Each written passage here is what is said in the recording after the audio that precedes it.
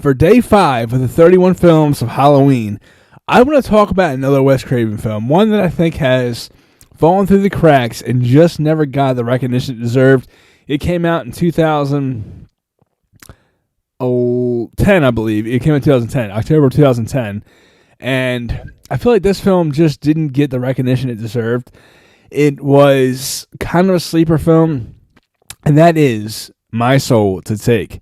If you haven't already, go ahead and hit the subscribe button to never miss a video. We have daily content, including movie reviews, movie news, and so much more. So go ahead and hit the subscribe button to never miss a video. For today, we are recommending to watch My Soul to Take, the 2010 film written and directed by Wes Craven.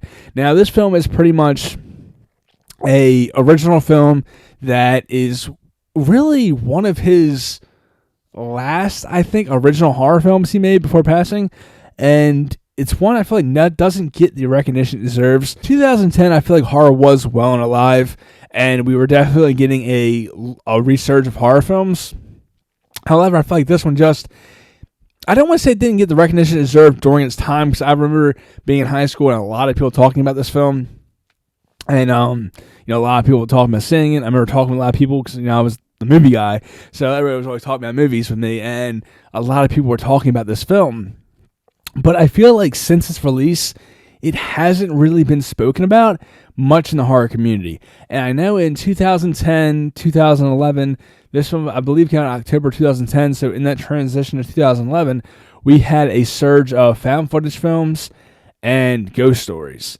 And these like supernatural kind of stories in that realm of demons and ghosts, not necessarily My Soul to Take kind of things, where you had a different kind of possession, where it kind of felt more of like a soul jumper type thing. And at this period of time when this one came out, Paranormal Activity was big, then Insidious, and we had a lot of found footage films like The Last Exorcism and things of that nature. So this kind of film really wasn't a horror film that was being idolized or being, part of that mainstream research. And I feel like this film has gotten pretty much forgotten about. I mean, I don't never hear anybody talk about this film, and this definitely is one of Wes Craven's later works. He actually did this right before doing Scream 4, so it is one of his later works. However, I would argue that this film is damn near perfect. It's just such a great horror film. I feel that it's one of those horror films that slid through the cracks.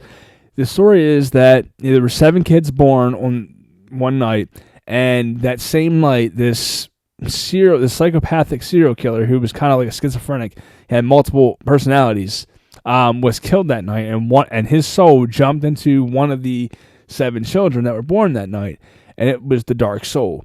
And years later, this dark soul takes over and starts killing people, and it's pretty much trying to figure out who has the dark soul and how to stop them.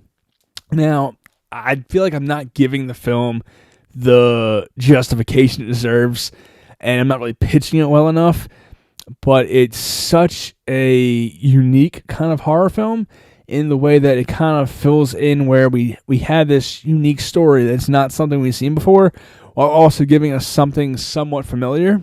It's very much a supernatural film, but not in the sense where it is going to be a franchise film.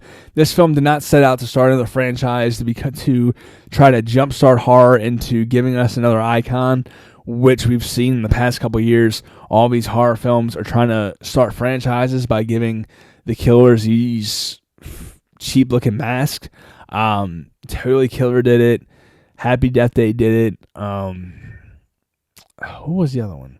I mean, there were so many that came out with these really goofy-looking masks that were like really cheap, like kind of like a $5 mask. They were just trying to like kind of throw things at the wall to see what would stick to give this iconic character or to create another iconic horror character.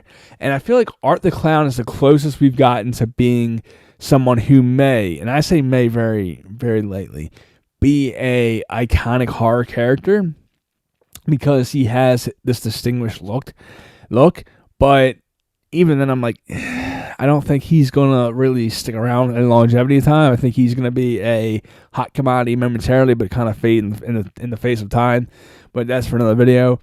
I feel like my sort of taking back to the film in hand is just this really great one shot that we have this fantastic horror film that just kind of is just a grand pleasure to watch, and something that Wes Craven kind of gave us that we didn't really appreciate at the time, and we still don't appreciate now. I feel like it's one of those films that going back and watching it, I think is something everybody should be doing, because it is a great film and one that just needs a little bit more of recognition. With that being said, we're going to end it with this. I'm definitely recommending My Little Take to watch this Halloween season. Question of the day is, have you seen it? If you have, what are your thoughts? If you haven't seen it, check it out. And we will see you tomorrow for day 6 of the 31 films of Halloween.